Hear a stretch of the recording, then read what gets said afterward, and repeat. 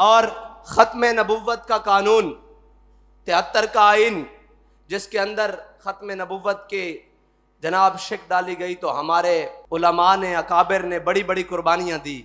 यह तो तारीख़ को पता है कि किसने कुर्बानियाँ दी और किसने गद्दारी की। हाँ, ये तो तारीख़ में लिखा हुआ है कि कौन ताइद से भी भागा और जनाब कौन करारदादे लेकर अंदर असम्बली में सबके गिरेबान पकड़ के कहता रहा कि अगर ये तुमने ना किया तो फिर क़यामत वाले दिन अपने आका और मौला को क्या मुंह दिखाओगे। हाँ, ये याद रखना, ये सारे सुन लें, ऊपर से नीचे तक सब, अपने पराए बेगाने सारे सुन लें। अगर ख़त्म नबुव्वत के करारदाद को पेश करने के लिए हमने 53 से लेकर 73 तक 10,000 मुसलमानों की कुर्बानियाँ दी थी ना, तो इंशाअल्लाह 10 लाख की भी देनी पड़ी, हम इसकी हिफाजत करेंगे इंशाअल्लाह।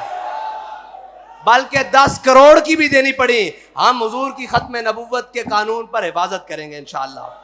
और इस पर सौदा नहीं